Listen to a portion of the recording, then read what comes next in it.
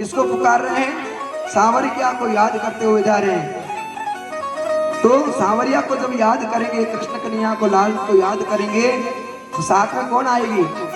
राधा रानी भी आएगी, राधा जी भी साथ में रहेगी। और सांवरिया का तो आत्मा ही क्या है? राधा है। मैं तो कहूँ सांवरिया बांसुरी वाला, मैं तो कहूँ सांवरिया बांसुरी वाला। कोई कहे गोविंद कोई गोपाला, कोई कहे गोविंद कोई गोपाला। मैं तो कहूँ सांवरिया बांसुरी वाला, तो कहूँ सांवरिया बांसुरी वाला।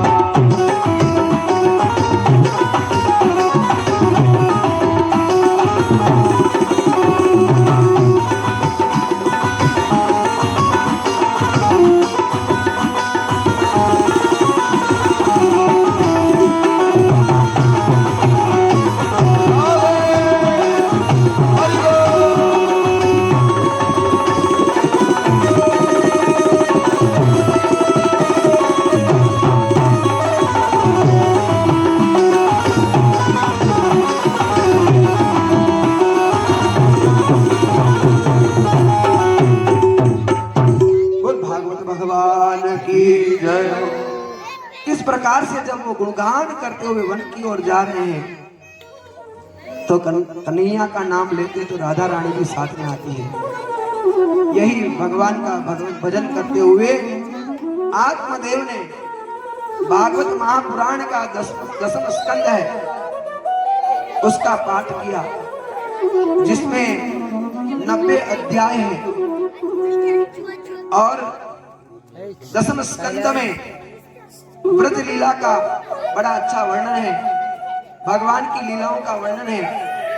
उस लीला का गुणगान किया और कहा भी गया है कि भगवान की आत्मा स्वरूप भागवत का दसम स्कंद है। तो आत्मदेव ने दसम स्कंद का पाठ किया, कृष्ण का चिंतन करते हुए अंत में आत्मदेव प्रभु में लीन हो गए और सदगति को प्राप्त हो गए। लेकिन धुंधली जिसके घर में आसक्त थी, घर में रहती थी, वहां उसकी आसक्ति थी, तो वह आसक्ति हमेशा में से ध्यान रखना, आसक्ति हमेशा रुलाती है। आसक्ति हमें आत्मा से परेशान करती है। वह मोह जो है वो हमें रुलाता है। दिन प्रतिदिन धुंधुकारी ने अपने कई परेशानियों से मां को परेशान किया और मां का भी तिरस्कार कर दिया, अपमान कर दिया। मां अपमानित होकर के घर से बाहर निकली और एक कुएं में जाकर के गिर गई। अब पिता भी चला गया, मां भी चली गई। अब धुंधुकारी स्वतंत्र हो गया, जो चाहे तो कर सकता है। और इधर जो है गोकर्ण जी थे, वो भी यात्रा के लिए निकल गए।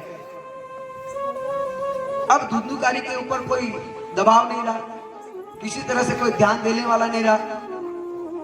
तो धुंधुकारी अपनी मन मर्जी जो चाहा वो किया।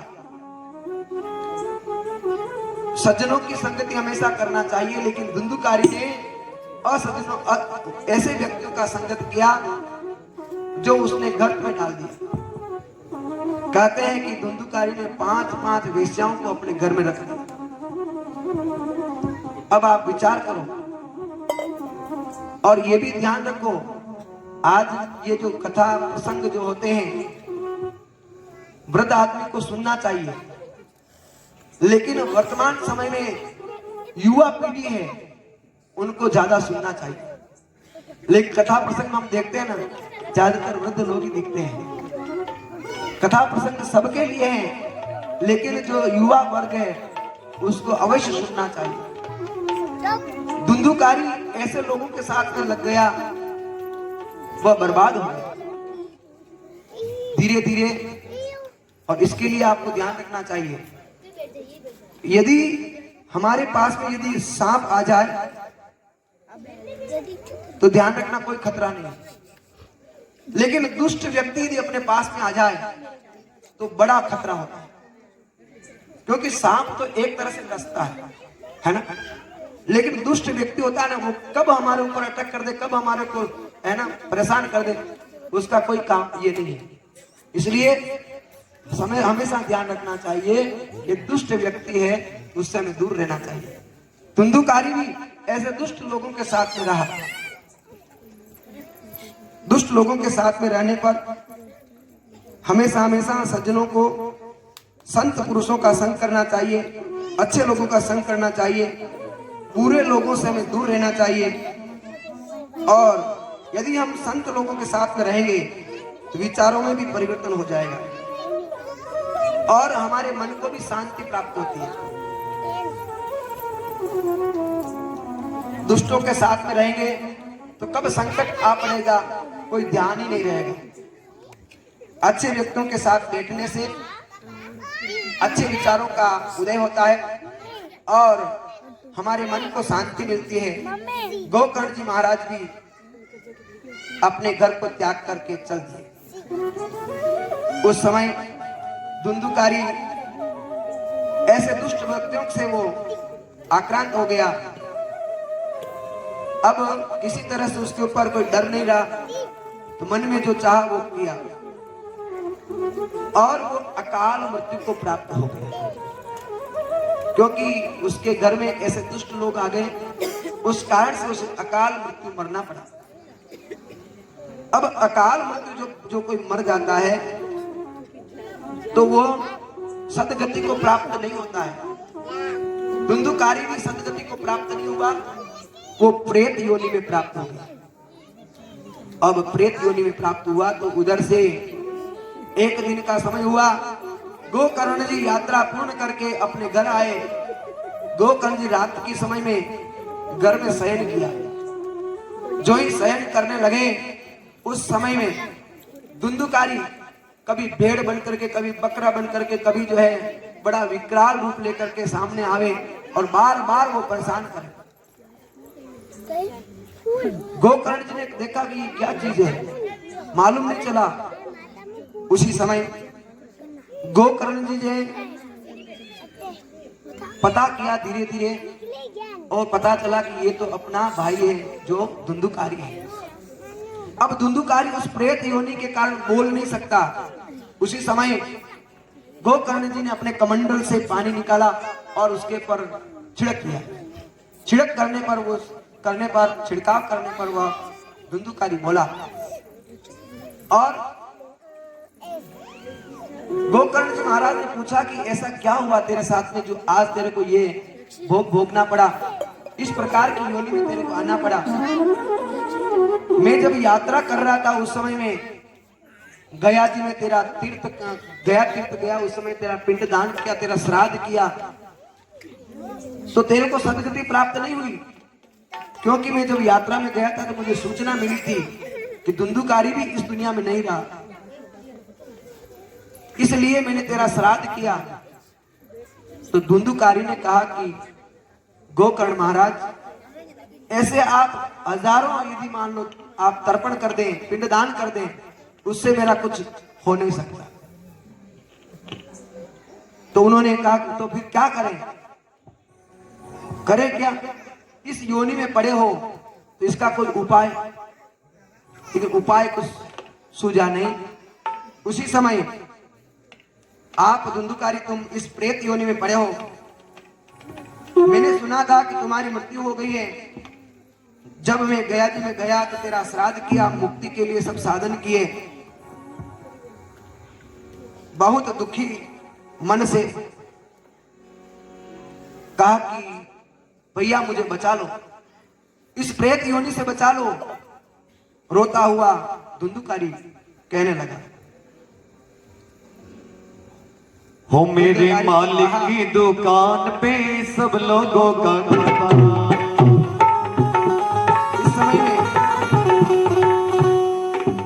धुंधुकारी जो ही रोता हुआ बोल रहा है तो गोकर्ण जी ने कहा कि रोना मत भैया, रो मत, मैं इसका कोई उपाय करता हूं।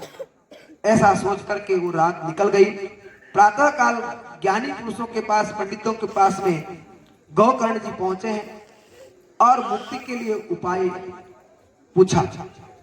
उसी समय मुक्ति के लिए उपाय पूछा तो कहा, ब्राह्मणों ने कहा कि आप एक काम करें, सूर्य भगवान की उपासना करें, वो सनातन है, सत्य है, वो जो भी बताएगा सही बताएगा।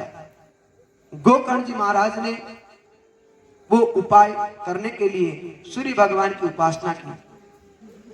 उसी समय सूर्य नारायण प्रकट हुए और सूर्य नारायण से प्रश्न किया तो सूर्य नारायण भगवान बोले, श्रीमद् भागवतानि सप्ताह वाचनम कुरु। हे गोकर्ण महाराज, आप अपने भाई के जो उपाय करना चाह रहे हो तो आप भागवत वाचन कराएं, भागवत पुराण करें, भागवत कथा कराएं। उस समय सूर्य भगवान की यह वचन सुन करके अपने भाई की मुक्ति के लिए गोकर्ण जी महाराज श्रीमद् भागवत कथा को करने के लिए अच्छा काम करने के लिए अपने गांव में लौट कर आए और उन्होंने एक ब्राह्मण को श्रोता बनाया। यजमान किसको बनाया? एक ब्राह्मण को बनाया और स्वयं वक्ता बने, कथा करने लग गए। उस समय में ये जो बांस लगा हुआ है, इस प्रकार से भागवत कथा में बांस लगाया जाता है। क्यों? क्योंकि जो आत्मा है, धुंधुकारी की जो आत्मा है, वो वायु रूप है, तो वो एक जगह टिक नहीं सकती। तो बांस बीच में पोला होता है, तो वो वायु रूप जो है इस बांस में बैठ गए। एक दिन निकला तो एक बांस की ग्रंथि टूट गई, फट गई। दूसरा दिन निकला, तीसरा दिन निकला, इस तरह से कथा होते होते होते 7 दिन हुआ। तो 7वें दिन 7वीं ग्रंथ टूट गई। उस समय में भगवान ने भागवत कथा के प्रभाव से 2 विमान भेजे। एक विमान था धुंधुकारी के लिए और एक विमान था वक्ता गोकर्ण जी के लिए। धुंधुकारी तुरंत दौड़ा और भगवान के वाहन में बैठ गया। इधर गोकर्ण जी महाराज के लिए विमान आया तो उन्होंने कहा कि अरे पार्षदों, आप 2 विमान लेके आए हो, लेकिन मैंने तो इस संपूर्ण गांव में कथा की। तो जैसे गोकर्ण जी कह रहे हैं कि इसकी मुक्ति हुई है, तो आप यदि हम हमारे दोनों को लेने के लिए आए हो तो इन लोगों के लिए क्या करेंगे? उस समय में अत्रैव इव भावसन्ते श्रोतारो मम निर्मला। हमारे ये निर्मल मन वाले जो श्रोता है, इनका क्या होगा? क्या इन्होंने कथा नहीं सुनी? उन्होंने कहा कि प्रभु, इन्होंने सुनी है कथा, आपने सुनाई है, गोकर्ण जी ने सुनाई, जो गांव के लोगों ने भी सुनी है और इस धुंधुकारी ने भी सुनी है। लेकिन सुनने में कुछ अंतर है, कोई न कोई भेद रह गया, इसलिए इनके लिए यह सुविधा प्राप्त न हो पाई है। पार्षदों ने कहा कि भगवान की ओर से कोई फल में भेद नहीं होता है, तो कथा श्रवण के भेद है कि कथा श्रवण का भेद होता है कि कथा हम 2 प्रकार से सुनते हैं। पार्षदों ने कहा कि इन्होंने कथा सुनी है और गोकर्ण जी के द्वारा जो गांव के लोगों ने भी सुनी है और धुंधुकारी ने भी सुनी है, लेकिन दोनों में सुनने में अंतर है। इस अंतर के कारण इनके लिए विमान नहीं आया है और आप दोनों के लिए आया है। उन्होंने कहा कि ये अंतर क्या है? तो क्योंकि कहा कि कथा 2 प्रकार की होती है। एक कथा होती पल्लू झाड़ कथा और एक होती है पल्लू बांध कथा, है ना। जब जब भी कथा होती है तो लोग प्रसाद खा करके जब उठते हैं ना, ऐसे झाड़ते हुए चलते हैं। ये नहीं हो जाए कोई, है ना, ग्रंथ की बात, यदि शास्त्र की बात, यदि कथा की बात हमारे साथ में आ जाए, यहीं से लिया यहीं झाड़ देते हैं। और एक होती है पल्लू बांध कथा, यानी जो भी सुने वो अपने मन में उतारे और उसके ऊपर मंथन करे।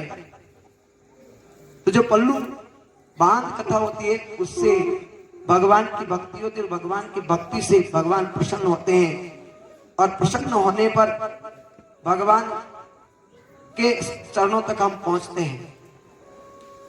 फिर उन्होंने कहा कि प्रभु, आप जो कह रहे हैं कि इनका जो इनको साथ में नहीं लाए, नहीं लेवे, तो मैं इनके लिए वापस पुनः कथा करता हूं, तो क्या होगा? तो उन्होंने कहा ठीक है, आप पुनः कथा करिए। तो कुछ समय के बाद में जो श्रावण महीना आया, और श्रावण महीने में भागवत कथा सुनाई।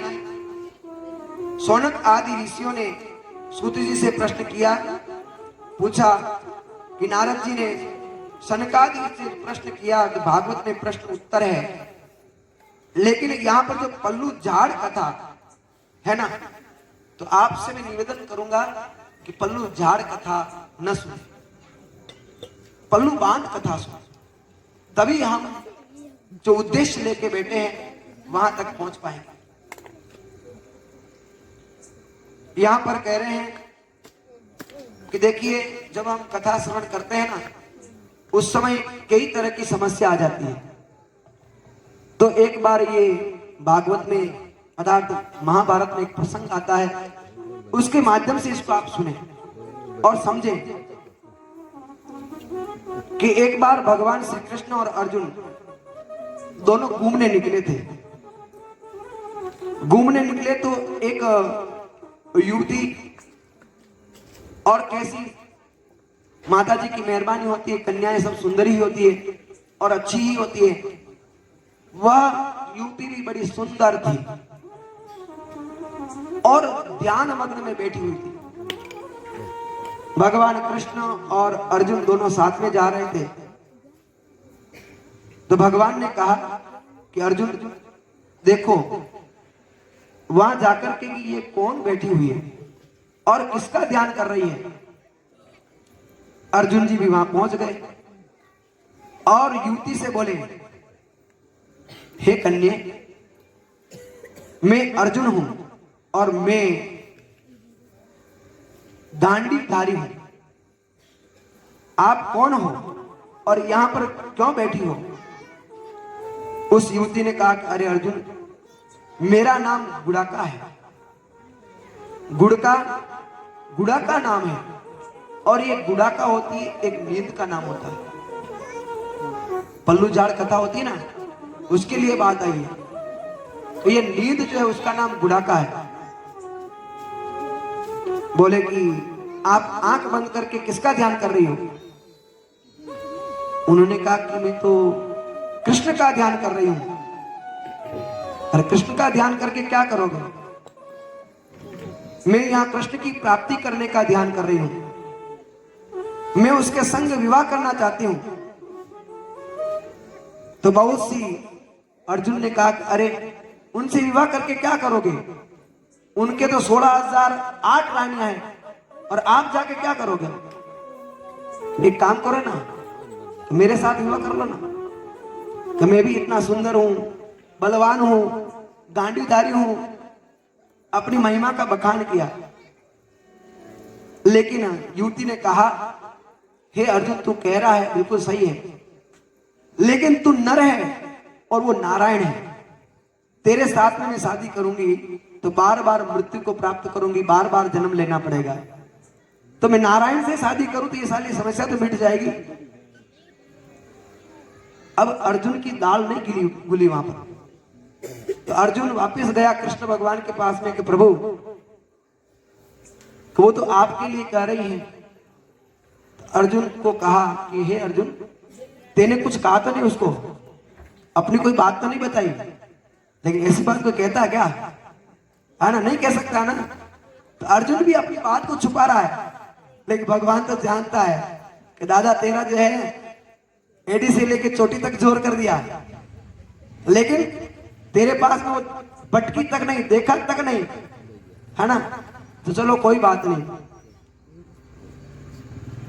तो वो कह रही है कि अरे अर्जुन, उन्होंने कहा कि नहीं प्रभु मैंने कुछ नहीं कहा है, वो आपके लिए कह रही है कि मैं आपसे शादी करना चाह रही हूं।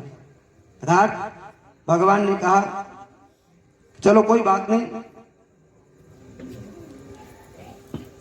तो ये जो प्रपंच है बार बार, अर्थात गुड़ाका ने कहा कि तू नर है, वो नारायण है।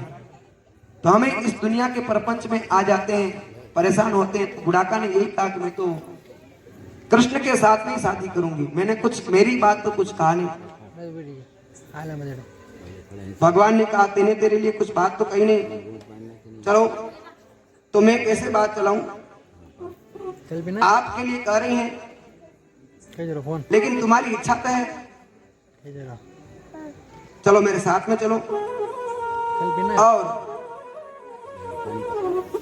उसी समय कृष्ण और अर्जुन दोनों गुड़ाका के पास में गए,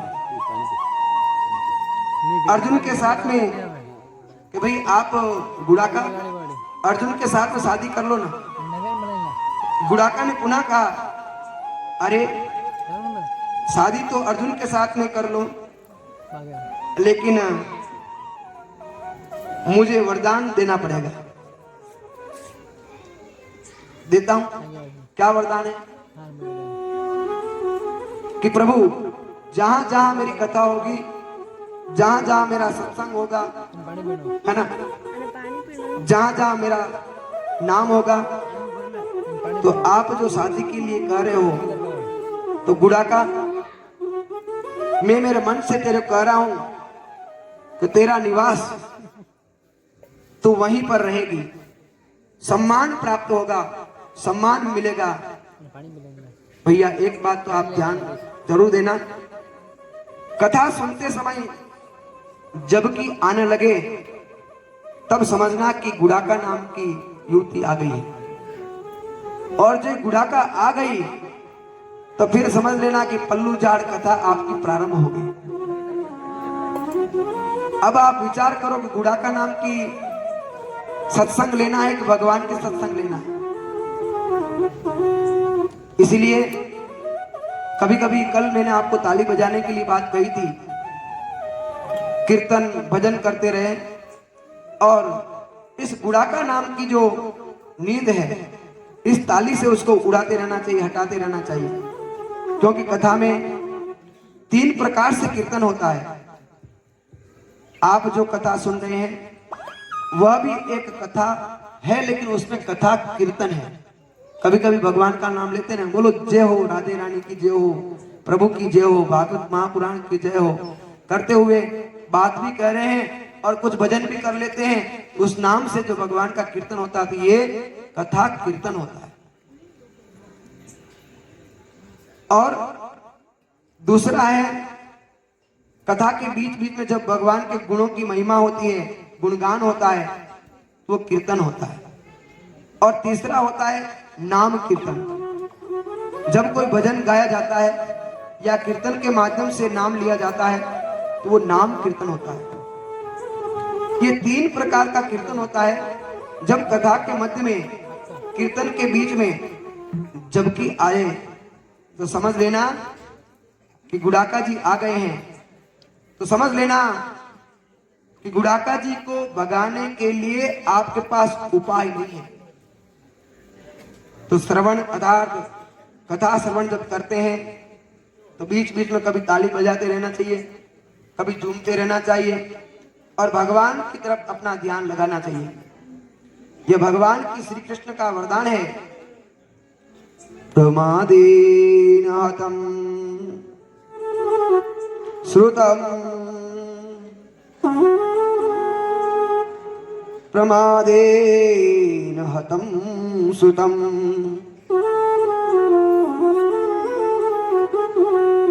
आज भगवान के पार्षदों को जब गोकर्ण जी को यह बात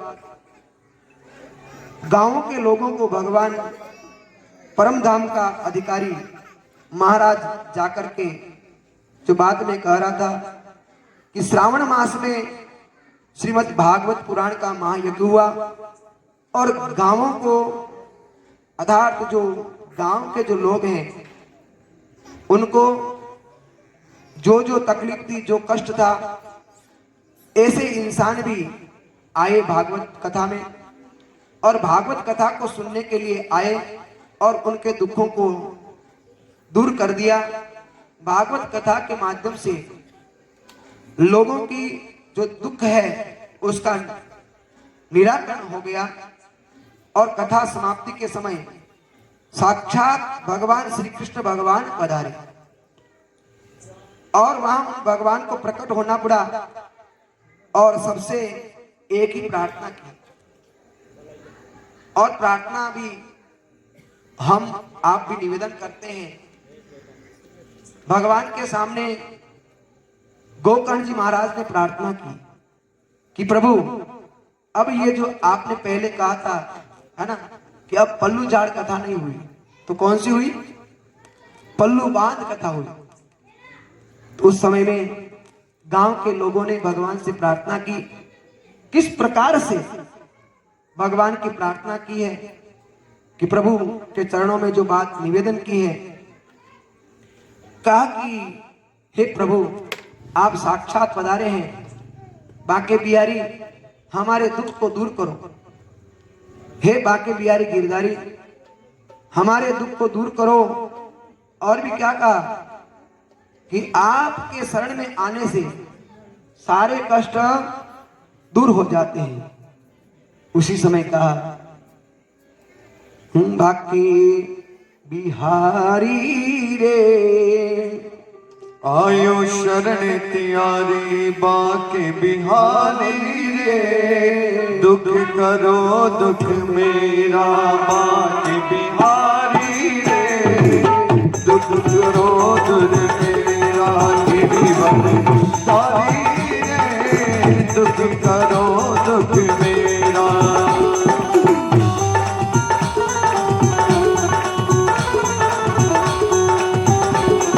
आप भी ध्यान रखना, क्या हमारे दुख नहीं है? अगर हम दुखी नहीं होते तो यहाँ क्यों आते? आते क्या? सुख होता तो कोई भगवान को याद करता क्या? नहीं करता ना। कहीं ना कहीं दुख है ना।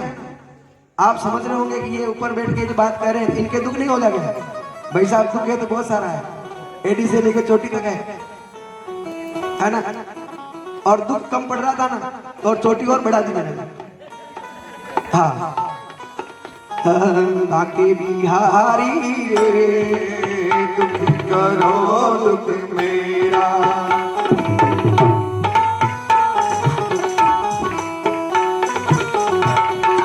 भगवान से प्रार्थना करते रहो है ना कि हे प्रभु हमारे भी दुख आप दूर करो।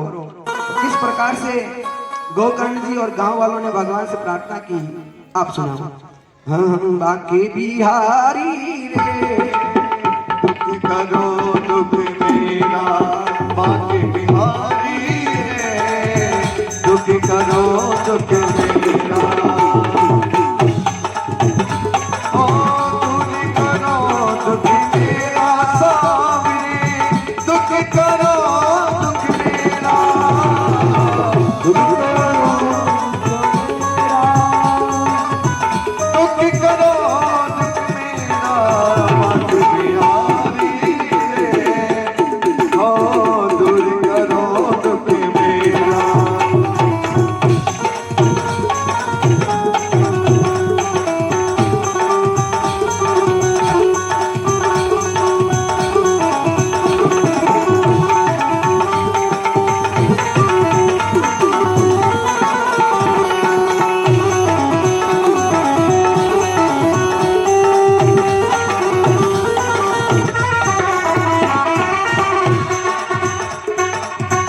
सुनाए जो तेरी शरण में आवे, उसके दुखड़े सब मिट जावे।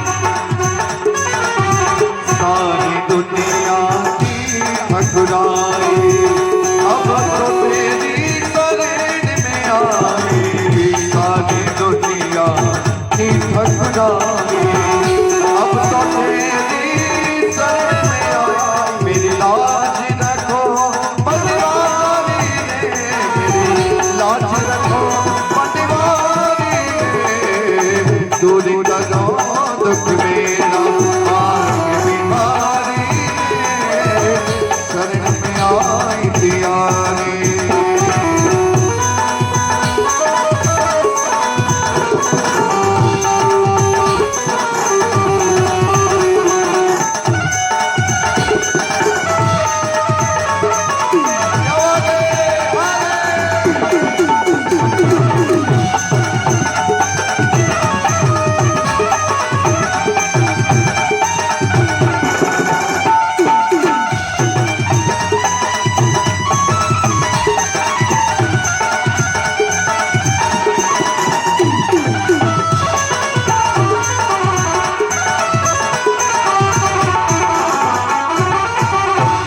मुकुटे पीतांबर धारी संग में राधा प्यारे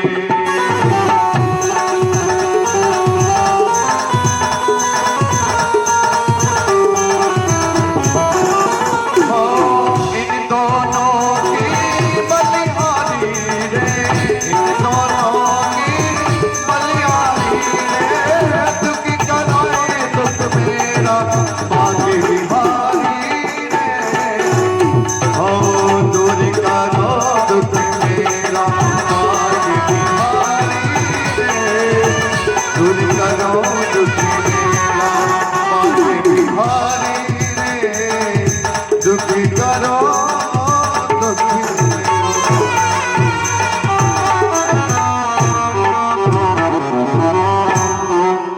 बोल बाकी बिहारी लाल की थोड़ा जोर से बोलेंगे बाकी बिहारी लाल की जो ही गांव वालों की प्रार्थना सुनी तो भगवान हमारे गांव वालों की प्रार्थना जरूर सुने और इस गांव में कोई दुख हो तो वो भी दूर हो। सबसे बड़ी बात होती है राग द्वेष वाली बात होती है। हे भगवान इस राग द्वेष को दूर करे और ये गांव पूर्व की तरह पुनः एकत्रित हो जाए ऐसी कृपा करे। जो ही यह बात गांव वालों की भगवान ने सुनी भगवान प्रकट हो गए और प्रकट होते ही वृंदावन बिहारी अपने घर को गोलोक को धाम में ले गए। उन सभी लोगों को गोलोक धाम में ले गए। और ये भागवत का प्रसंग धुंधुकारी का चरित्र जो लोग इस कथा को सुनते हैं तो हमारे जो पितृगण हैं मुख्य रूप से इस कथा का करने का उद्देश्य यही है हमारा, है ना। और लोक कल्याण जन कल्याण तो है ही, लेकिन हमारे जो कोई भी पितृगण है पितृलोक में प्रसन्न होकर के हमें आशीर्वाद देते हैं और जो ये तृप्ति होती है। आज भी चित्रकूट में सांडिल्य मुनि इस धुंधुकारी चरित्र का पाठ करते हैं, भागवत में लिखा है, और ब्रह्मनाद में मग्न रहते हैं। आगे श्रीमद् भागवत के श्रवण के नियम को बताया है और सनकादि ऋषि नारद कथा प्रसंग से साक्षात सुखदेव जी महाराज पधारे और भागवत की समाप्ति पर उस समय साक्षात प्रभु प्रकट हुए। भक्ति ज्ञान वैराग्य तीनों को साक्षात दर्शन दिए और भक्ति वैराग्य तीनों नाच उठे और नाचते नाचते झूम उठे। भक्ति नाच उठी, वैराग्य नाच उठा, ज्ञान भी वहां नृत्य करता रहा और वहां पर देखो बड़ी धूमधाम से काम हो रहा था। वहां बड़े बड़े ज्ञानी बड़े बड़े वैरागी परम भागवत वैष्णव जन भी नृत्य करने लगे। यह भागवत का 6 अध्याय में पद्म पुराण का विरचित महात्म्य है। श्रीमद् भागवत के प्रथम स्कंद और 3 श्लोकों में भागवत का मंगलाचरण किया गया है। और मंगलाचरण किस प्रकार से किया? जन्माद्यस्य यतो निवादी तरतश्चार्ते स्वविज्ञः स्वरात् तेन ब्रह्महृदाय आदिकवये मुह्यन्ति यत्सुरयः तेजो वारिमृदां यथा विनिमयो यत्र तिसर्गो मृषा धाम्ना स्वेन सदा निस्तुकहकं सत्यं परम धीमहि सत्यं परम धीमहि। पुनः इस पंक्ति को सुने थोड़ा सा। सत्यम परम धीमहि। जब श्री वेद व्यास जी महाराज भागवत का मंगलाचरण करने लगे और प्रथम श्लोक में सत्यम परम धीमहि कह करके भगवान का मंगलाचरण किया। थोड़ा ध्यान देवें, श्रीमद् भागवत पुराण में सत्यम परम धीमहि ऐसा लिखा है। क्यों? क्योंकि कलयुग में प्रारंभ में जो सरस्वती नदी के तट पर वेद व्यास जी भगवान विराजमान है और वेद व्यास जी ने श्रीमद् भागवत का लेखन प्रारंभ किया तो मंगलाचरण करने लगे। मंगलाचरण में वेद व्यास जी ने विचार किया, किसी की वंदना करूं, जैसे मान लो मैं कृष्ण की करूं तो वैष्णव धर्म वाले कहेंगे यदि मेरी भागवत है। राम का यदि मान लो मंगलाचरण करूं तो राम वाले कहेंगे, सनातन वाले कहेंगे तो मेरी कथा है। अगर मान लो माँ भगवती की यदि प्रार्थना करें तो कहे शक्त धर्म वाले कहेंगे तो हमारी कथा है। तो ये मन में एक दुविधा हो गई। इसलिए वेद व्यास जी ने राम संप्रदाय के लिए किया, ये नहीं। भगवान शिव की वंदना करता तो लोग क्या सोचेंगे। तो भगवत भाव में श्रीमद् भागवत में भगवान ने जो विशेष करके जो लिखा है सत्यम परम धीमहि। क्योंकि कलयुग में और किसी भी युग में देखा जाए तो हर धर्म वाले, हर संप्रदाय वाले व्यक्ति सत्य को हमेशा ऊंचा ही मानेंगे। इसलिए भागवत में सूत जी महाराज, वेद व्यास जी महाराज ने सत्यम परम धीमहि कहा और भी कहा भी गया ना, सत्यम शिवम सुंदरम है। सत्य ही शिव है, सत्य ही सुंदर है। संप्रदाय अलग अलग हो सकते हैं, मत अलग अलग हो सकते हैं, लेकिन परमात्मा के टुकड़े नहीं हो सकते, ईश्वर के टुकड़े नहीं हो सकते। सत्य धर्म न दूसरा कहा है, धर्म न दूसर सत्य समाना आगम निगम पुराण बखाना। जहां सत्य है वहीं भगवान कृष्ण है। और महाभारत को यदि आप देखें तो प्रभु ने महाभारत में सत्य का ही आश्रय लिया है। लेकिन कभी कभी तो लोग ऐसा कहते हैं, महाराज हम तो शास्त्रों का श्रवण करके हम भी सत्य के अनुयायी बने, हम भी सत्य का आश्रय लें। लेकिन देखा गया है सत्य का जितना अनुसरण करता है व्यक्ति उतना ही दुखी होता है। जैसे आप तो जानते हैं राजा हरिश्चंद्र की बात आप जानते हैं, सत्य का जो जितना आश्रय लेता है वो उतना ही दुखी होता है। और बहुत सुंदर सी बात है कि एक समय एक राजा प्रातः काल जब उठे तो राजा ने देखा कि बहुत सुंदर एक युवती जा रही थी और वो थी लक्ष्मी। राजा के वहां से राजा प्रातःकाल उठा, भगवान का नाम स्मरण किया तो उस समय में उठते ही उन्होंने देखा कि एक युवती अपने घर से जा रही। तो उन्होंने कहा कि आप कौन और कहां जा रहे हो? तो उन्होंने कहा कि मैं लक्ष्मी हूं और मैं आपको छोड़कर जा रही हूं। फिर दूसरा दिन हुआ, राजा ने कहा कि आप जाओ। तो दूसरा दिन जो हुआ, एक युवक राजा के भवन से बाहर जा रहा था। तो राजा ने कहा आप कौन? उन्होंने कहा मैं दान। क्योंकि जहां लक्ष्मी नहीं है तो वहां दान का क्या काम, लक्ष्मी होगी तो दान दे सकते हैं, इसलिए मैं आपको छोड़कर जा रहा हूं।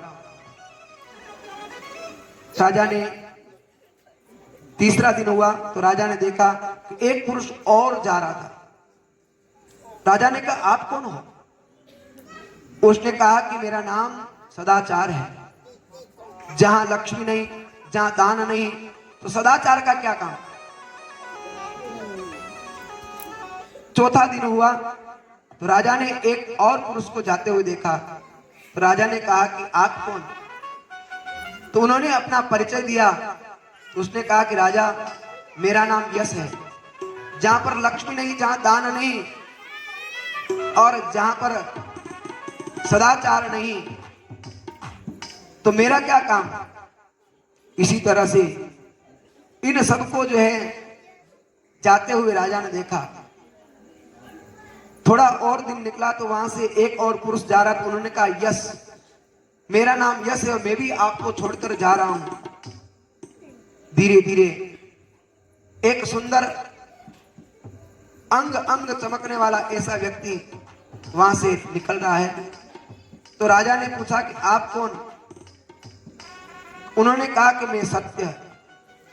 तो राजा ने उस सत्य को पकड़ लिया कि लक्ष्मी चली कोई दिक्कत नहीं, दान चला गया कोई दिक्कत नहीं, सदाचार चला गया कोई दिक्कत नहीं, यश चला गया कोई दिक्कत नहीं, लेकिन मैं सत्य को नहीं छोड़ सकता, क्योंकि मैं सत्य का उपासक हूं, मैं सत्य का अनुयायी हूं। मैंने जीवन में सत्य का ही आश्रय लिया हुआ है। जाने नहीं, आपको मैं इस महल से जाने नहीं दूंगा, नहीं दूंगा, नहीं दूंगा। सत्य को पकड़ रखा राजा ने। राजमहल में पुनः सत्य प्रवेश किया कि राजा, यदि आप नहीं मानते हो तो चलो मैं वापस महल में आता हूं। जब सत्य महल में घुस गया तो जहां पर सत्य होता है वहां लक्ष्मी चली आती है अपने आप, और जहां लक्ष्मी होती है वहां दान हो जाता है, और जहां दान होता है वहां सदाचार आ जाता है, और जहां सदाचार होता है वहां यश आ जाता है, पुरुषार्थ आ जाता है। इसीलिए भागवत महापुराण में सत्य की बड़ी महिमा की गई है। भागवत पुराण में प्रारंभ में ही सत्यम परम धीमहि कहा। भागवत पुराण जब लिखने के लिए वेद व्यास जी ने प्रयास किया तो सबसे पहले सत्यम परम धीमहि लिखा, और कहते हैं सत्यम व्रतम सत्यम परम त्रिसत्यम सत्यस्य योनिं त्रिसत्यस्य हसन्ति सत्यस्य सत्यमृतं सत्यनेत्रं सत्यात्मकं त्वां शरणं प्रपन्ना। बोल भागवत भगवान की। आपने देखा होगा कि हमारे पूर्वज जो थे, हमारे जो बड़े बुजुर्ग थे, वो हमारे घर में सत्यनारायण की तस्वीर जरूर रखा करते थे। और आज यदि हम सत्यनारायण की कथा करने जाते हैं, उन सत्यनारायण कथाओं को कथा करने जाते हैं, उन तस्वीर को ढूंढते हैं, तो कई सालों से उसके ऊपर जो है समझ लो आप, वो ढूंढ कर लाते हैं। तो विचार करो क्या स्थिति हुई होगी।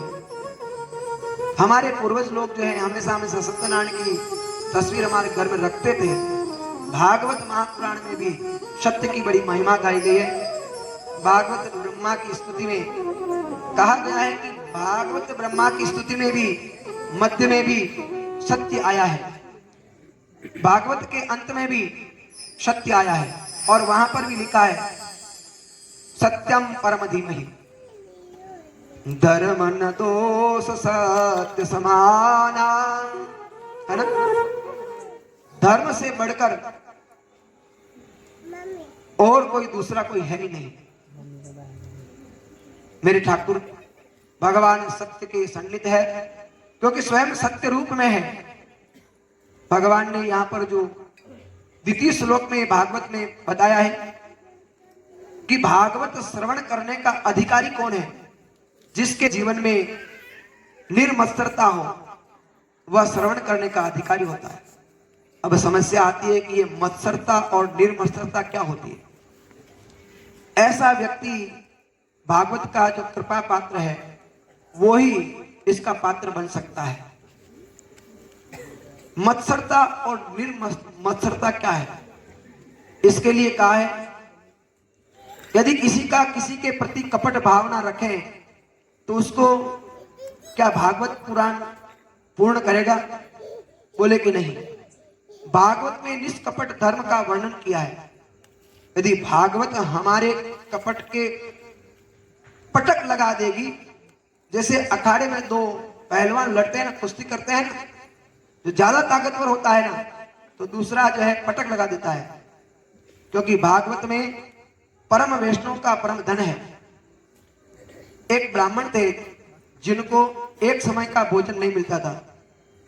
उस ब्राह्मण ने विचार किया कि जल्दी प्रसन्न होने वाले देवता कौन है? तो कहा कि जल्दी तो प्रसन्न होने वाले भगवान महादेव हैं। तो उन्होंने जाकर के तुरंत महादेव की जो धूनी जमाई और महादेव जी को प्रसन्न करने लगे। ओम नमः शिवाय, ओम नमः शिवाय का मंत्र जपा और महादेव जल्दी से प्रसन्न हो गए और उसको कहा कि अरे ब्राह्मण, मांग क्या मांगता है? उसने कहा कि प्रभु मैं बहुत गरीब हूं और मेरे पास में ऐसा कोई साधन नहीं है जिससे मैं घर चला सकूं। उसी समय भोलेनाथ ने उनको एक दे दिया। क्या दिया? घंटा दिया और कहा कि तू जा, इसको ले ले, सब तेरा काम हो जाएगा। है ना, जब तेरी इच्छा हो, जब तेरे को जो चीज चाहिए, घंटा बजाना, ये घंटा महादेव सब दे देंगे। चलो ठीक है। ब्राह्मण भी जो है वो व्यक्ति जो है लेकर के रवाना होने लगे।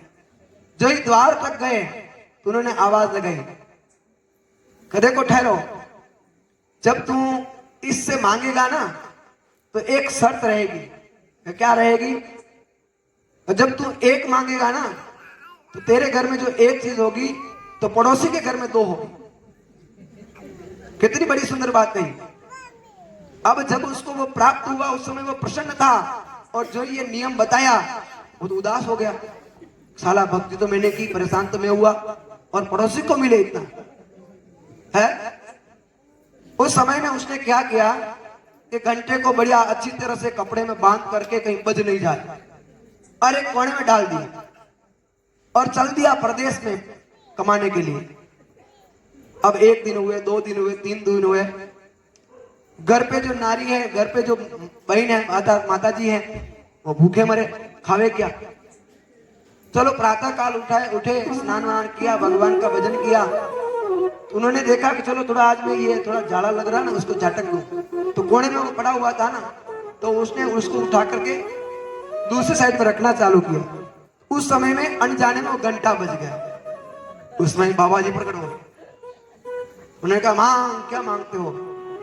और अब जब किसी को भूख लग रही हो तो सबसे पहले क्या मांगेगा? आप ही सोच लो। क्या सोने का बिस्कुट मांगेगा? नहीं मांगेगा। तो उसको पहले क्या चाहिए? भोजन। उसने कहा नाथ मुझे भोजन चाहिए। उस समय देखो 56 भोग उसके सामने आ गए। आनंद से खाया, आनंद से तृप्त हो गई।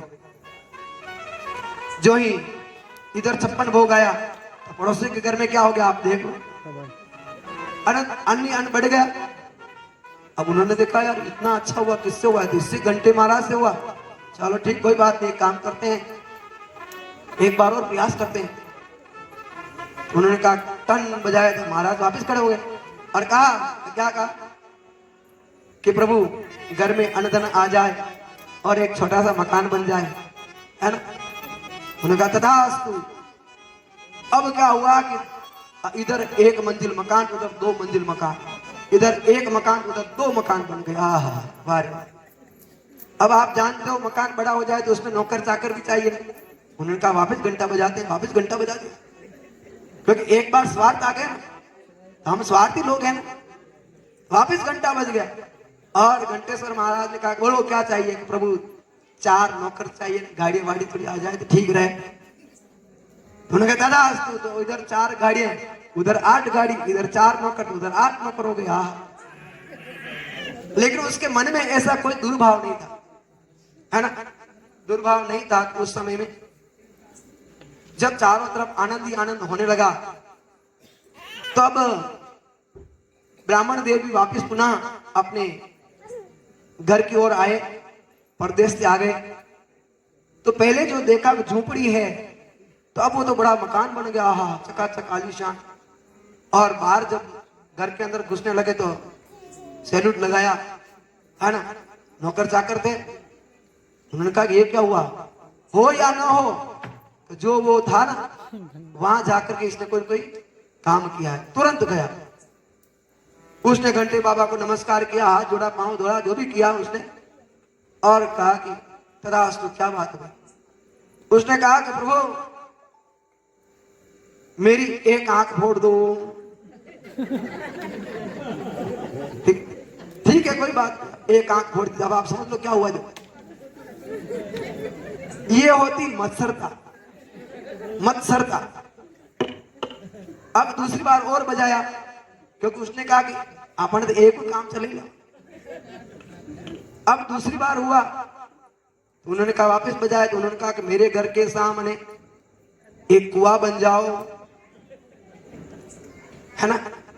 तब आप समझ लो क्या हुआ। जो मेरे सामने एक कुआं और उनके सामने दो कुआं। तीसरी बार और बजाया,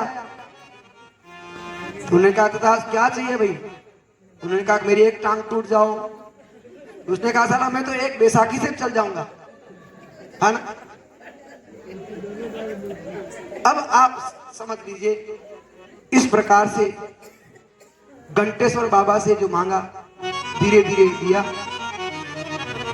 तो यहाँ पर देखा कि उन्होंने कहा चलो मैं तो एक आंख से देख लूंगा, एक कान से चल लूंगा, और है ना एक खड्डे को तो मैं पार करके निकल जाऊंगा।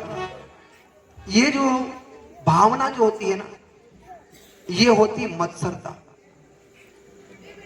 मत्सरता का मतलब अपना काम बिगाड़ करके भी दूसरे का काम बिगाड़ना, है ना। वो कह नहीं मारो नाक तो कटा कही थी, दूसरा काटना, ये होती मत्सरता। दूसरों का काम बिगाड़ना मत्सरता कहलाता है। तो यहां पर ईर्ष्या का ज्ञान नहीं कराती है, ईर्ष्या का ज्ञान नहीं कराती है, यही आज्ञा है। क्या क्या कहा, मत्सरता हमेशा नहीं रखना चाहिए। तो क्या होना चाहिए, सर्वे भवन्तु सुखिनः सर्वे सन्तु निरामया सर्वे भद्राणि पश्यन्तु मा कश्चित् दुःख भाग् भवेत्। सबका कल्याण हो, सबका अच्छा हो, है ना। ये भाव हमें रखना चाहिए। परमात्मा से यही मांगो, यदि व्यक्ति सुखी रहना चाहता है तो कि प्रभु आप सबको सुख दो। और देखो जब सुख की बात आई है तो सुख मांगेंगे तो कभी कभी कभी हम दुखी नहीं रहेंगे, लेकिन व्यक्ति अपने सुख को मांगता है ना, तो उसके जीवन में दुख आना एक संभावित बात है, संभावना बनी रहती है। लेकिन जो सबका मंगल चाहता है, जो सबका कल्याण चाहता है, जो सबका हित चाहता है, उसका कभी अहित हो ही नहीं सकता और कभी अहित होता ही नहीं है। उस व्यक्ति का अमंगल कभी होता ही नहीं है। नैमिषारण्य में भी एक बात है कि 1000 वर्ष तक यह शौनक आदि ऋषि बैठे, तो कहते हैं कि हम यज्ञ करेंगे। यज्ञ से जो समय बचता था उस समय सूत जी से पुराणों की कथा सुनते थे। तो शौनकादि ऋषियों ने सूत जी से प्रश्न किया, क्या किया, या खलु पुराणानि सेतिहासानि चानग आख्यात्यानप्यधितानि धर्मशास्त्राणि चानुका। महाराज आप निष्पाप हैं, हम आपसे प्रसन्न और हम आपसे एक प्रश्न करना चाहते हैं कि आप बताएं कि मानव जीवन में इस प्राणी का कल्याण कैसे होवे। देखो भागवत का यह पहला प्रश्न है, जीव मात्र के कल्याण की भावना को रख करके प्रश्न किया। ये भागवत में 6 प्रश्न आए हैं। तो दूसरा प्रश्न किया कि शौनकादि ऋषियों ने कि तत्व क्या है, आप हमें सभी शास्त्रों का सार बताएं। जैसे भी छादले की बात की ना, सार ले लेना चाहिए और घास फूस को फेंक देना चाहिए, सार बताएं। और तीसरा प्रश्न क्या किया? सूत जानासि भद्रम ते भगवान सात्वता पति देवक्या वसुदेवस्य जातो यश चिकीर्षया।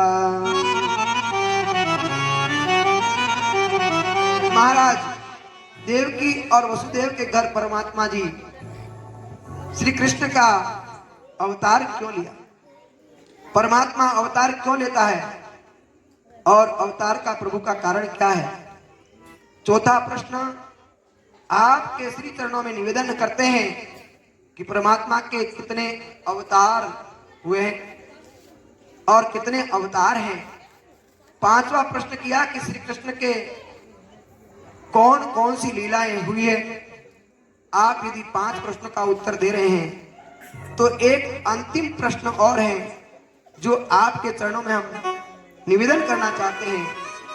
88,000 ऋषियों ने सूत जी महाराज से कहा, ब्रूहि योगेश्वर कृष्णे ब्रह्मण्य धर्म वर्मणि स्वाम काष्ठमधुनोपेते धर्म कम शरणं गतः।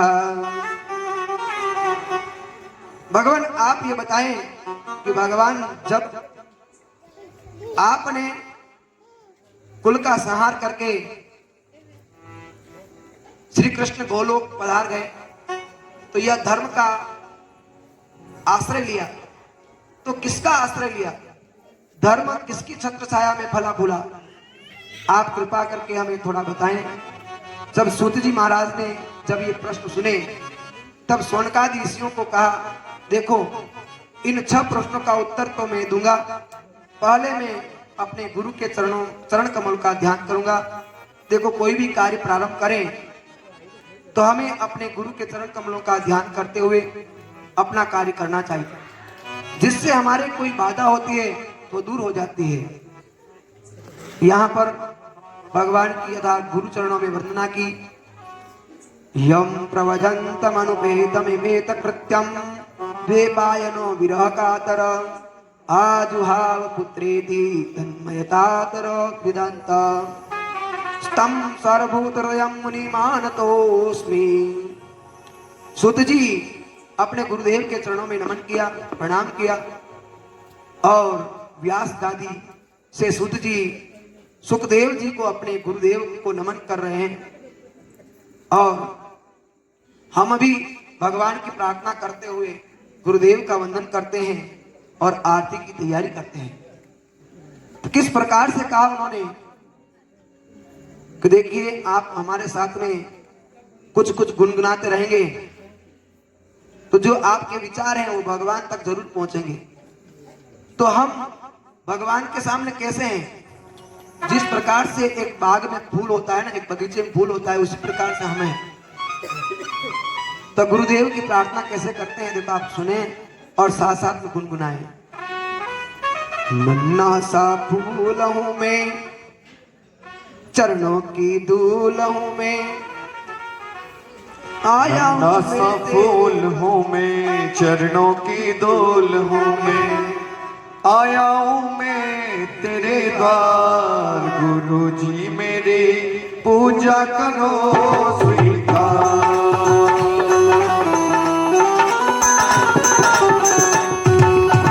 नन्ना सा फूल हूं मैं, चरणों की धूल हूं मैं, आया हूं शरण में द्वार।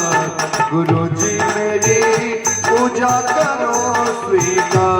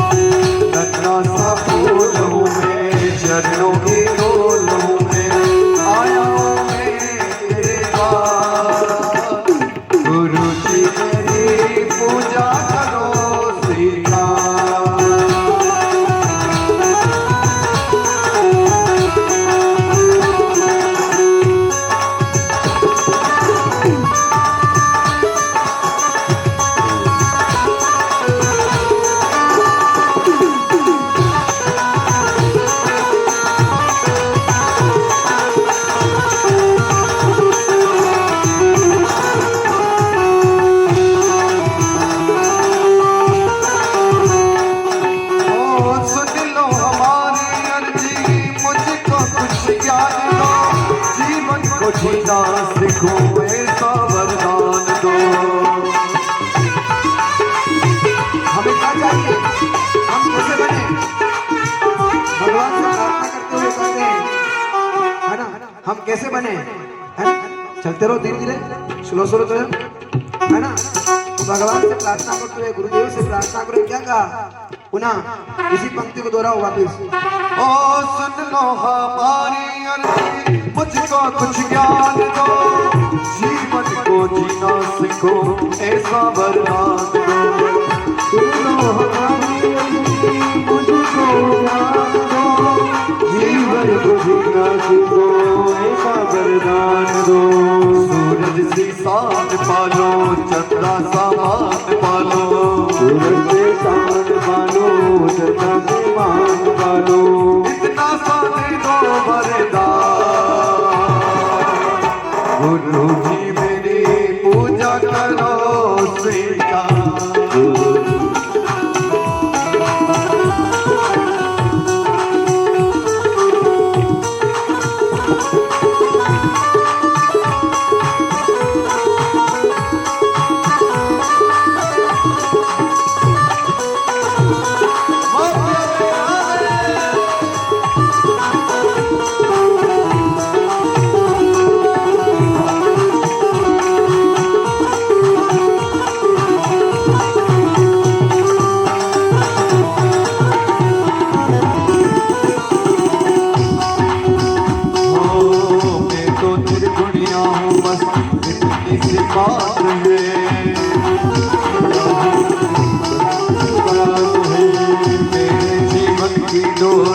अब तेरे हाथ में,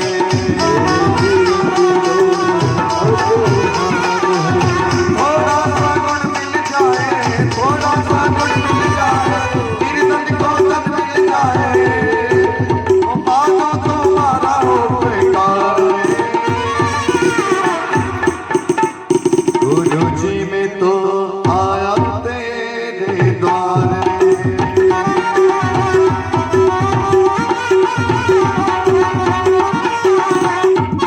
बोलूं मैं चरणों की डोलों में,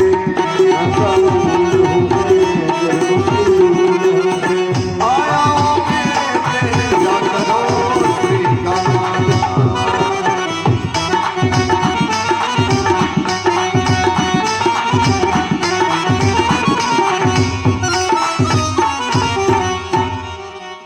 बोल भागवत भगवान की। गुरुदेव से इस प्रकार से प्राणादि ऋषियों को कहा, ऋषियों आपका उत्तम प्रश्न है। मानव का कल्याणकारी कोई मार्ग है तो वह है निष्काम भक्ति, कामना रहित ईश्वर की भक्ति हम करते हैं, क्योंकि धर्म का फल मोक्ष है, धर्म का फल अर्थ नहीं है, और अर्थ भी धर्म के लिए होना चाहिए, न कि केवल भोग विलास के लिए। इस प्रकार से मानव जीवन का लक्ष्य है, वह भी तत्व जिज्ञासा है। पूर्ण तत्व ही वह कृष्ण है, वह परमात्मा जिसे ज्ञानी कहता है, ब्रह्म योगी कहता है। परमात्मा भगत कहता है कि भगवान के लिए 3 नाम है। योगियों ने कहा परमात्मा, लेकिन भक्तों को पूछे, भक्त कहता है मेरे तो भगवान है ना? भगवान का 3 स्वरूप हो गया है, भगवान है, और ज्ञानियों ने उसे ब्रह्म कहा, योगियों ने परमात्मा कहा, लेकिन तत्वतः तो वह एक ही है, 2 नहीं, एक ही है। ब्रह्म ही परमात्मा है, परमात्मा ही भगवान है। भगवान ही ब्रह्म है। ठीक ठीक धर्म का अनुसरण करने से, भागवत कथा भगवान से हमारी प्रीति नहीं हुई तो वह धर्म नहीं, केवल एक शर्म है, केवल एक मेहनत करना है, केवल मजदूरी करना होता है। शौनकादि ऋषियों ने तत्तेतानि तेषां भावः, तत्तेतानि तेषां भावः। जीव तत्व जब तक और आत्मा तत्व, आत्म तत्व ही कृष्ण तत्व है। श्री भागवत में आपको कृष्ण तत्व का ही वर्णन करूंगा। जो सनातन सत्य है कृष्ण है।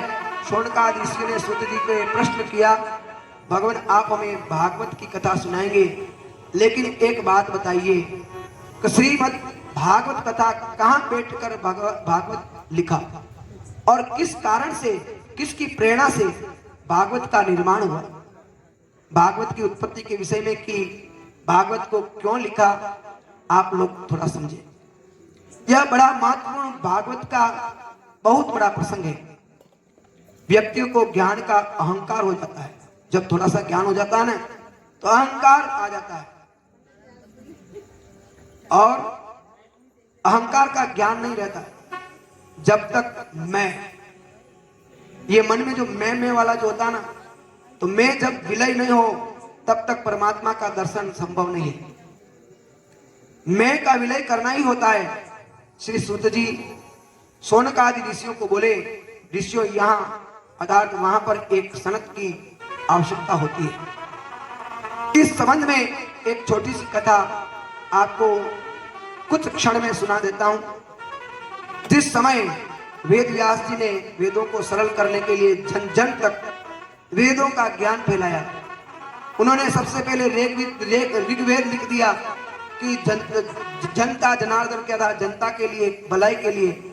फिर उससे काम नहीं चला तो ऋग्वेद के बाद में यजुर्वेद लिख दिया, सामवेद लिख दिया, अथर्ववेद लिख दिया, और भी और उन्होंने पुराणों को लिख दिया, और भी उन्होंने अनेक प्रकार के ग्रंथ लिखे। फिर भी वो निराश हो गए, और जब वो निराश होकर के बैठ गए तो उस समय में नारद जी आए। तो नारद जी ने कहा कि महाराज ऐसे आप निराश क्यों बैठे हो? तो उन्होंने कहा कि नारद जी मैं कारण, क्या कारण है, अब आप बता सके तो बताओ। महाराज बताइए। नारद जी बोले, भवतां वित्तप्रयां व्यथो भगवतो मलं येन वा येन सो न तुष्यते मन्ये तद्दर्शनाखिलम्। नारद जी ने कहा, वेद व्यास जी आपने वेदों का लेखन किया, वेदों से लेकर महाभारत तक बहुत लिखा, इतना लिखा, इतना लिखा, तो अब कोई बाकी ही नहीं रहा। लेकिन फिर अभी तक और लिखना बाकी रहा, क्योंकि आपने अब तक जो लिखा वो सब किसके लिए लिखा? दूसरों के लिए लिखा। आपने अपने लिए कुछ नहीं लिखा। जैसा कि रामायण में जो आता है, गोस्वामी तुलसीदास जी ने क्या लिखा? पहला जो आता है ना, वहां लिखा हुआ उन्होंने, नाना पुराण निगमागम सम्मतम रामायणे निगति क्वचित अन्यथा अन्यतोपि स्वांत सुखाय तुलसी रघुनाथ गाथा भाषा निबद्ध मति मंजुल मातनोति। रामायण अर्थात जो तुलसीदास जी ने लिखा स्वांत सुखाय, और वेद व्यास जी ने क्या लिखा? दूसरों के लिए। तुलसीदास जी ने लिखा अपने लिए, स्वांत सुखाय, अपने सुख के लिए लिखा। अब आप एक काम करें, नारद जी यही बात समझा रहे हैं कि अब तक दूसरों के लिए लिखा आपने, यह पाप है, ये पुण्य है, ये धर्म है, ये अधर्म है, सब कुछ अच्छा लिखा। आप ऐसा कोई ग्रंथ लिखिए जिसमें केवल भगवान की लीला का ज्ञान हो, या भगवान के चरित्र के लीलाओं का गान हो, या यूं लिखे कि लीलाओं का ज्ञान प्राप्त करेंगे तब तुम्हारे मन को शांति मिलेगी। मैं मेरे पूर्व जन्म की कथा कहता हूं। नारद जी खुद बता रहे हैं कि देखो मुझे ये भक्ति प्राप्त हुई ना, तो ये कैसे प्राप्त हुई? नारद जी व्यास जी को कह रहे हैं, अर्थात वेद व्यास जी को कह रहे हैं कि प्रभु,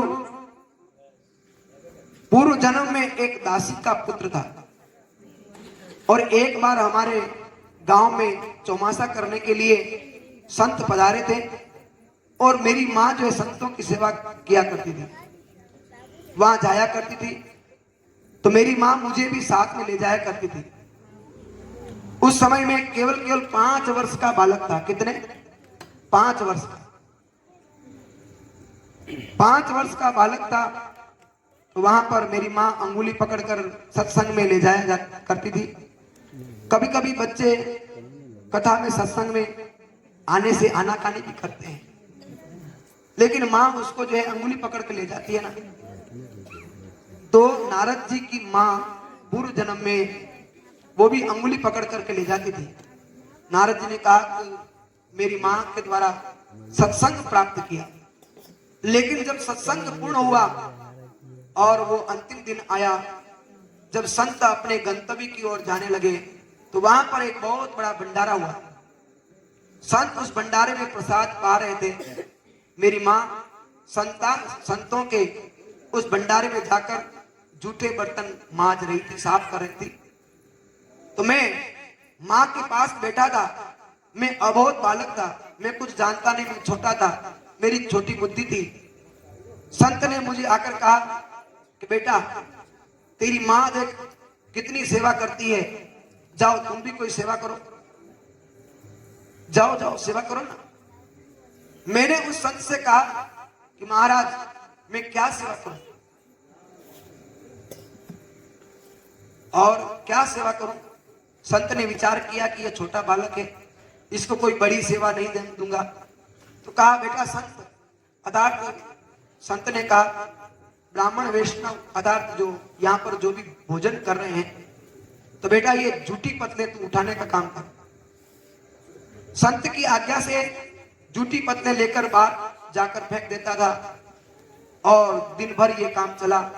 दोपहर का समय हुआ, लेकिन किसी ने ये नहीं कहा बेटे तेने भोजन किया कि न किया, लेकिन आप जानते हो भूख तो लग ही रही।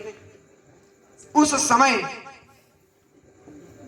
उस छोटे से बालक ने जो है जूठी पत्थर से मुख में नेवाला रख दिया। उसी समय कहते हैं, भागवत में आया है, उच्छीले पान मोदितो विधे संकित संभुंजे तदस्त किल्बिषा एव प्रवृत्तस्या विशुद्ध चेतसा। मेरे उस महाप्रसाद को ग्रहण किया तो मेरा अंतःकरण शुद्ध हो गया। संतों ने मुझे देखा तो कहा यह संस्कारी बालक है, इसे भगवान की ओर भेजना चाहिए, यह परमात्मा से मिलने का अधिकारी है। क्योंकि संत की अपनी दृष्टि होती है, जो जैसे कि अपन किसी हीरो को देखते हैं, हीरे को जोहरी अलग तरह से देखता है और अपने तो है मानव जीवन में उसको एक कांच की तरह देख लेते हैं। इसी तरह संतों की जो दृष्टि है वो एक अलग ही होती है। इसी प्रकार गुरुजन संत महापुरुष जानते हैं कि यह जीव, इसकी क्रिया उसके संस्कार देख करके बता सकते हैं यह जीव परमात्मा का दर्शन का अधिकारी है, इसे परमात्मा मिलेंगे, यह बता सकते हैं। उसी क्रिया से, उसके हाव भाव से, उसकी निष्ठा से, उसके वार्तालाप से संतों ने उसको एक मंत्र दिया उस बालक को। और मंत्र भी क्या दे दिया, अगर आप भी उस मंत्र का यदि जाप करेंगे, जरूर है कि हम थोड़ा सफल होने का, सफलता की ओर बढ़ेंगे। नमो भगवते तुभ्यं वासुदेवाय धीमहि प्रद्युम्नाय निरुद्धाय नमः संकर्षणाय च। जो ही ये मंत्र मिल गया, गुरु मंत्र मिल गया, अब इसे कहते हैं वासुदेव गायत्री। ये वासुदेव गायत्री मिल गई तो वो छोटा बालक अब क्या करता है, एकांत में जाकर के बस ये दिन भर बोलता है। क्या बोलता है, नमो भगवते वासुदेवाय धीमहि प्रद्युम्नाय निरुद्धाय नमः संकर्षणाय च। अब मां ने विचार किया कि ये नहीं हो जाए कि ये मेरा बच्चा जो बाबा बन जाए, साधु बन जाए, तो मेरी सेवा कौन करेगा। अब मां भी वृद्ध की तरह वृद्ध है, तो माँ को विचार आया कि ये एकांत में जा जाकर के ऐसा भजन करता है कि हो सकता है मेरी सेवा कौन करेगा। तो माँ जो है उसको सेवा अर्थात भजन नहीं करने देती। एक दिन का समय हुआ कि माँ गाय का दूध निकालने के लिए प्रातःकाल जल्दी गई, तो वहां पर सांप चल रहा था। सांप के ऊपर माँ का पांव लग गया। पांव लगने पर सांप ने उस माँ को डस लिया। डसने पर माँ शांत हो गई। हे प्रभु, अब मेरे जप करने में, भगवान का नाम लेने में मेरा कोई व्यवधान नहीं रहा, तो मैंने माता का सारा काम कर दिया। उसके बाद में जिधर मेरा मुंह रहा उधर मैं निकल पड़ा और इस मंत्र का जाप करने लगा। और अर्थात गीता जी में कहा है सभी वृक्षों में पीपल में हूं, और आप और हम जो कथा सुन रहे ना, पीपल का सानिध्य भी है, साक्षात भगवान है ना। इस प्रकार से नारद जी ने कहा कि पीपल के साक्षात विराजमान रहा, बैठा, मंत्र जाप किया तो भगवान प्रकट हुए और उस समय में कहा कि अभी आपको बहुत काम करना है, बहुत भजन करना है, तभी जाकर के भगवान मिलेंगे। ऐसी बात जब कही तो नारद जी ने विचार कर लिया कि मैं इसी जन्म में प्राप्त करूंगा। तो नारद जी दूसरे जन्म में नारद रूप में आए और भगवान ने उनको देवदत्त नामक वीणा दी, और वीणा दी तो भगवान का गुणगान करते रहे। गुणगान था देवदत्त के विषय में, अर्थात वीणा के विषय में क्या कहते हैं, देवदत्ता विमां वीणा स्वर ब्रह्म विभूषिता मूर्छित्वा हरिकथां गायमानच्चेरम्यम्। बोल भागवत भगवान की। इस प्रकार से देवदत्त नाम की वीणा प्राप्त हुई। आप सब सोच रहे होंगे कि समय बहुत हो गया है, बार बार घड़ी के ऊपर निगाह जा रही है, मुझे मालूम है, लेकिन हम क्या करें, हमारा दोष नहीं है। हम प्रयास कर रहे हैं, एक समय पर हम कथा प्रारंभ करें, पूर्ण भी करें। थोड़ा सा कल आप ध्यान रखना, थोड़ा सा समय पर पधारना, तो लास्ट अंतिम समय आपको ऊंचा नीचा ना होना पड़े। मैं तो अभी इसी स्थिति में कम से कम 2 घंटे और बैठ सकता हूँ, है ना। फिर भी मैं मानता हूं कि आपको ज्यादा परेशान नहीं करूंगा। और ये जो कथा है आप श्रवण करेंगे तो आज की कथा के माध्यम से कहा है कि हमारे पितृगण प्रसन्न होते हैं, पितृगणों का आशीर्वाद प्राप्त होता है। साथ में भी मैं यह कहूंगा कि आप सोच रहे होंगे कि किसी ने मुझे कहा कि आप बच्चे के मुंडन के ऊपर ये कर रहे हो क्या। नहीं, ऐसा नहीं है।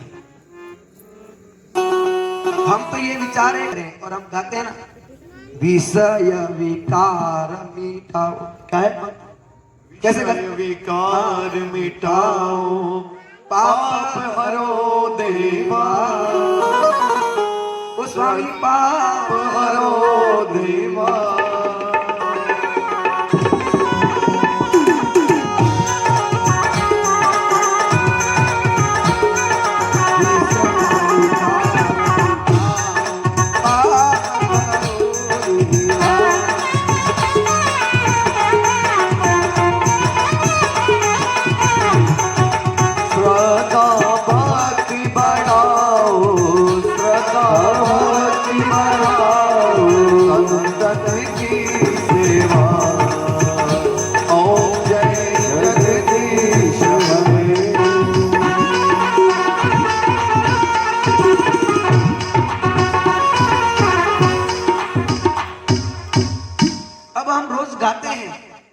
क्या गाते हैं, विषय विकार मिटाओ। विषय हमारे अंदर जो कलुषता है उसके लिए कह रहे हैं, और फिर क्या कहें, श्रद्धा भक्ति बढ़ाओ। अरे हमारा श्रद्धा तो घड़ी में लगी हुई है, श्रद्धा कहाँ रही है। तो यहाँ पर हम आपके लिए यही लेके आए हैं कि 14 तारीख को प्रातः 8 बजे से एक विष्णु यज्ञ रखा गया है।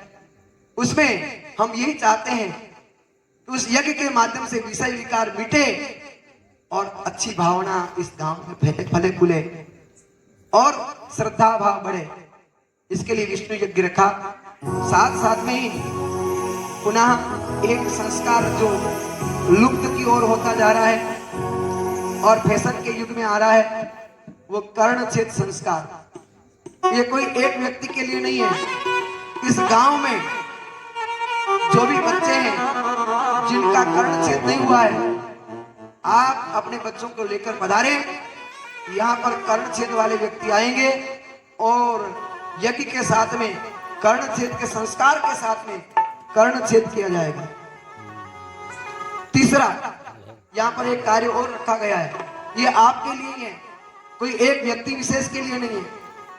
किसी का बच्चा, किसी की बच्ची है ना, अगर सवा साल के साल पर सवा साल का है, 3-3.25 वर्ष का है, जिनको अभी मुंडन नहीं कराया, या छोटा बच्चा है, मुंडन का मतलब जिसके पहली बार बाल नहीं लेवाए हैं। अगर आपके कोई देवी देवता की बोलमा हो तो हम नहीं कहेंगे आपके लिए, लेकिन कोई बोलमा नहीं है, न कोई छोटा बच्चा उसका बाल उतारना है, तो आप यहाँ पर उस बच्चे को लाइए। यहाँ पर नापित तैयार रहेगा, पूजन के साथ में, संस्कार की विधान के साथ में वो मुंडन संस्कार कराया जाएगा।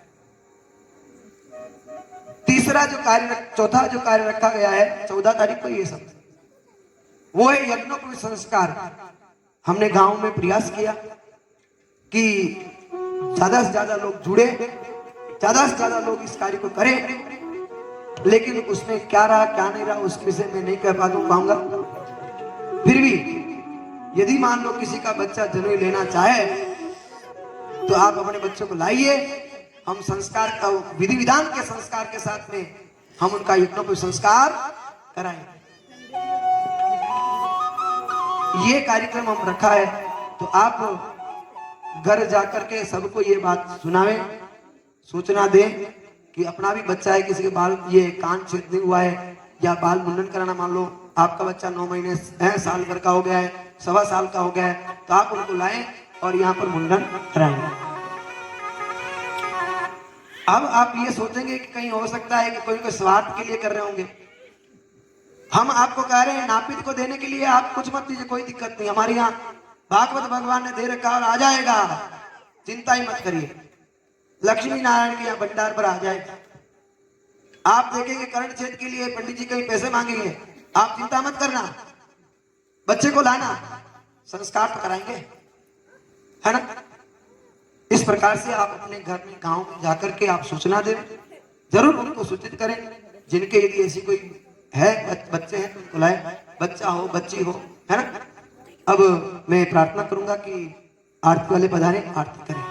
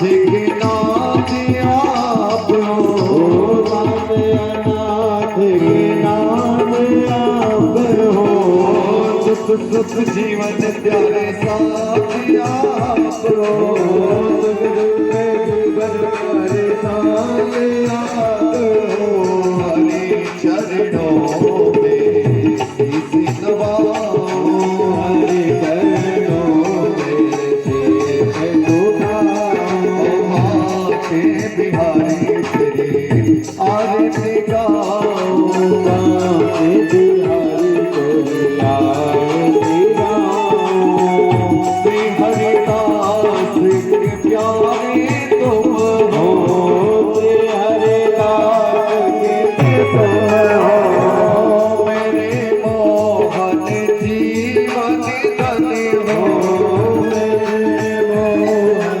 जीवन धन्य हो, तेरे युगले सभी बलिहारी जाओ, तेरे छवि में बलि बलि जाओ, के बिहारी तेरी आरती गाओ, के बिहारी तेरी आरती गाओ, के बिहारी तेरी आरती गाओ, बिहारी तेरी आरती गाओ, आरती गाओ प्रभु तुमको मनाओ, आरती गाओ प्रभु तुमको मनाओ, श्याम सुंदर तेरी आरती गाओ, श्याम सुंदर तेरी आरती गाओ, आके बिहारी तेरी आरती गाओ, श्याम सुंदर तेरी आरती गाओ।